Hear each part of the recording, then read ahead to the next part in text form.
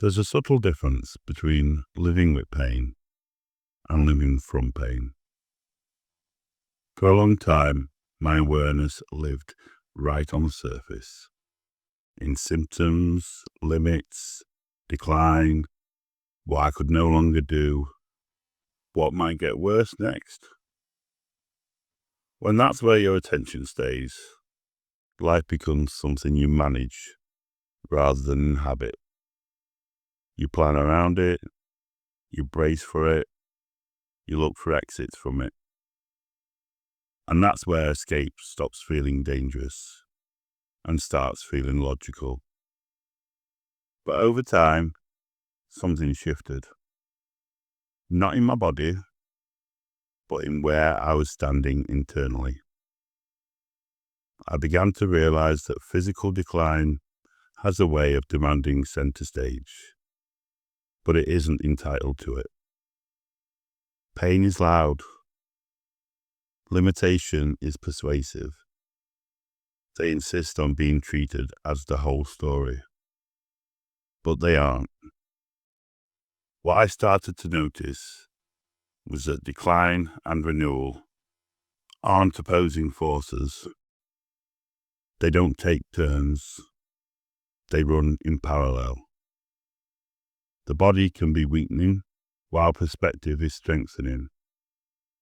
Fear can be loosening while circumstances remain unchanged. That realization alone changes how a person breathes. Renewal, I've learned, is rarely dramatic. It doesn't announce itself. It doesn't prove itself. It doesn't rush to be seen. It happens quietly, in how you respond instead of react, in how you stop measuring your worth by output,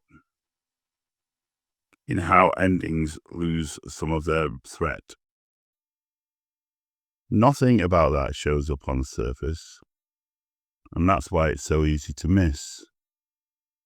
We're trained to believe that improvement must be visible, that growth must look like progress, that if things aren't getting better externally, they must not be getting better at all.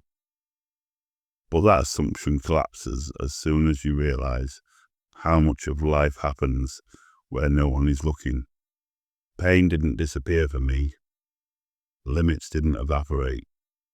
But fear, real, gripping fear, began to loosen its hold. Not because I stopped caring about life, but because I stopped believing that loss had the final word. That shift doesn't make you fearless, it makes you grounded.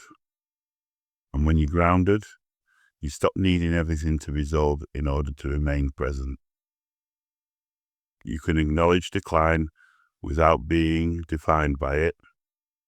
You can live fully without pretending things aren't hard. Outward decay is real. It deserves honesty. But it doesn't deserve ownership of the whole narrative.